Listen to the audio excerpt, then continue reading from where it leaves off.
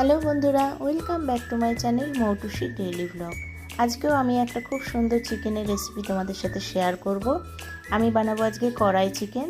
এর জন্য আমি 1 কেজি চিকেন নিয়ে নিয়েছি। হলুদ লবণ দিয়ে খুব ভালো করে চিকেনটাকে মেখে নেব। এই যে আমার চিকেন মাখা হয়ে গেছে। এরপর কড়াইতে তেল দিয়ে দিলাম। আমি কিন্তু চিকেনগুলোকে খুব ভালো করে তেলে ভেজে নেব।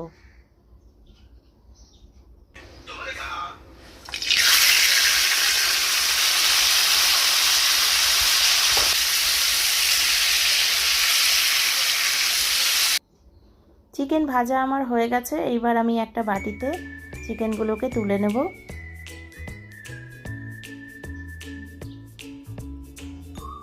কড়াই চিকেনে কিন্তু চিকেনটাকে ভেজে নিতে হয়। তারপর আমি একটা মিক্সির বাটিতে দুটো বড় রসুন ছুলে নিয়েছি, দুটো পেঁয়াজকে ডুমো ডুমো করে কেটে নিয়েছি, আর কিছুটা আদা আমি নিয়ে নিয়েছি। এবার এটার একটা খুব ভালো মিহি পেস্ট করে নেব। এই যে পেস্ট করা আমার হয়ে গেছে, এটাই আমার রান্নায় লাগবে। তারপর কড়াইয়ে যথারীতি তেল দিয়ে দিয়েছি। এবার গোটা তেজপাতাকে ছোট ছোট টুকরো করে আমি ফোড়নে দিয়ে দিলাম। এবার কিছুটা পেঁয়াজ আমি ভেজে নেব।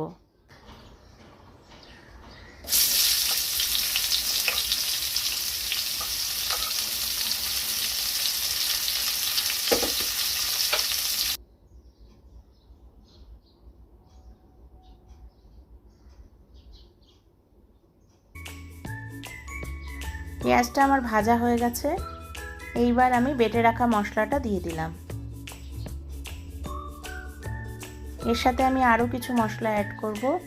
আগে একটু পেঁয়াজের সাথে এটা ভেজে নিই। এই যে মশলাটা কিন্তু আমার অনেকটাই ভাজা হয়ে গেছে। এবার আমি বাকি মশলাগুলো দিয়ে দেব। আমি এখানে 1 চামচ জিরে বাটা দিলাম, বড় 2 চামচ আমি দেব লঙ্কা বাটা,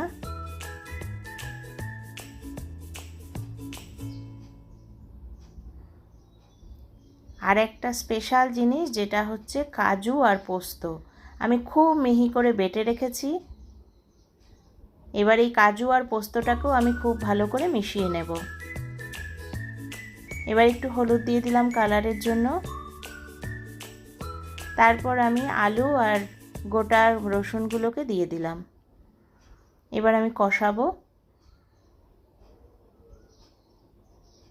ভেজে রাখা চিকেনটাও আমি দিয়ে দিলাম।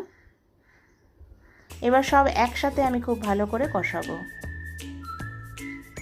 এত সুন্দর গন্ধ বেরিয়েছে, ভালো করে কষানোর জন্য আমি একটু ঢেকে দিলাম। 10 মিনিট পরে ঢাকা খুলে দেখি আমার চিকেন কিন্তু অনেকটাই কষে গেছে, আর চিকেন থেকে হালকা জলও বেরিয়েছে।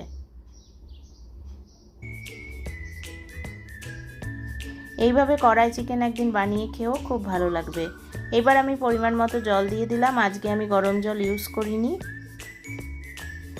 আমি এটা খুব একটা ঝোল রাখবো না, তাই অল্প জল দিয়েছি। এবার ঝোলটা আমার ফুটে গেছে, আমি ঢাকা দিয়ে দেব।